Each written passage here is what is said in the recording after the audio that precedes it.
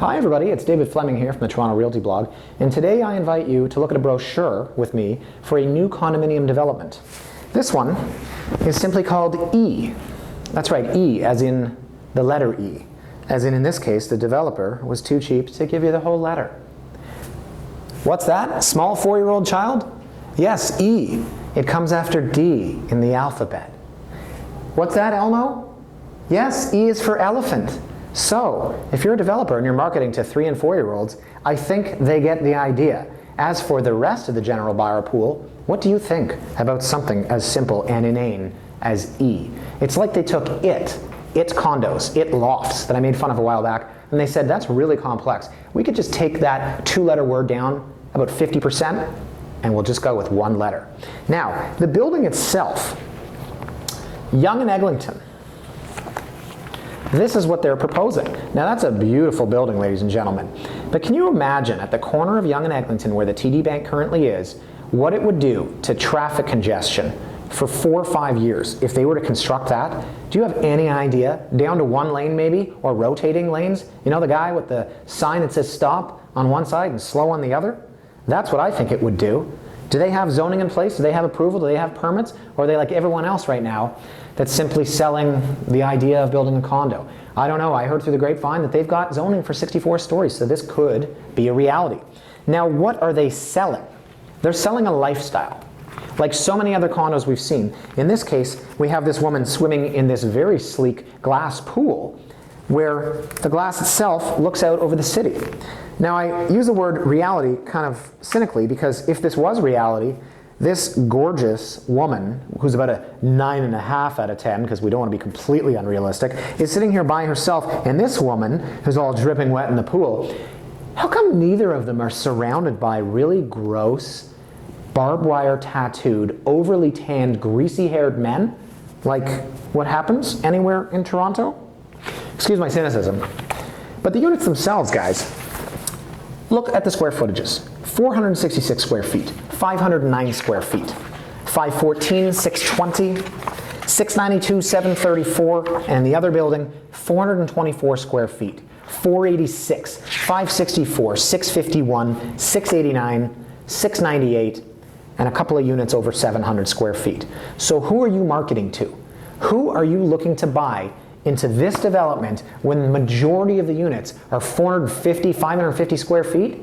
Investors, that's who. That's all condominium developers want these days. They want investors. So if you're a user, why would you want to live in a building that's filled with investor-owned units, that's filled with tenants, even if you do have a really cool pool that apparently has 2 single hot women swimming and there's no greasy dudes around them? It's like City Place. It's like buildings owned by investors for renters. And this is what every condominium developer is doing these days. As for pricing, well, $58,000 for a parking space. Oh, it's a drop in the bucket, right? Now, of course, you only have the luxury and the privilege of buying this $58,000 parking space if you have a 2-bedroom condo.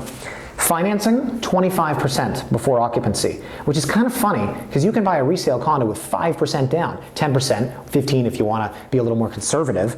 Remember when pre-construction condos could be bought with 10% down? Now they want 25%. Do you think the industry is changing a little bit?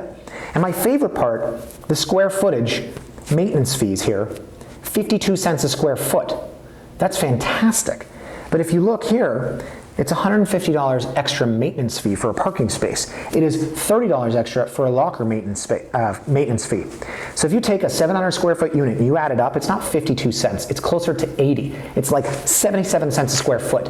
And that's before you've even moved in. That's before they revise the budget and they realize they're over, and maintenance fees go up every building, every year in the first few years in downtown Toronto. So you're not starting at 52, guys. If you have a parking space, you're starting at 77. That is just an outright lie.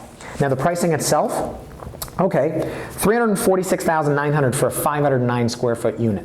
If you want $500,000 for 734 square feet, add in $58,000 for parking, $5,000 for locker. I don't know if they charge you to go up in floors. Maybe they do, it's not written here. But some of these units are close to $700 a square foot. $700 a square foot to buy into something that will be done when? Oh, August 30th, 2017. Now, August 30th is important for 2 reasons. Number one, It's my birthday.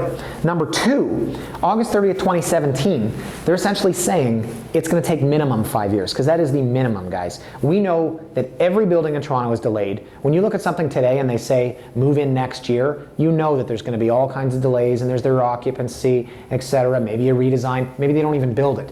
So for 5 years, we're probably looking at 6, maybe looking at 7. Are you going to take your money and put it into something blindly and tie it up for 7 years when you can close a resale property in 30 days?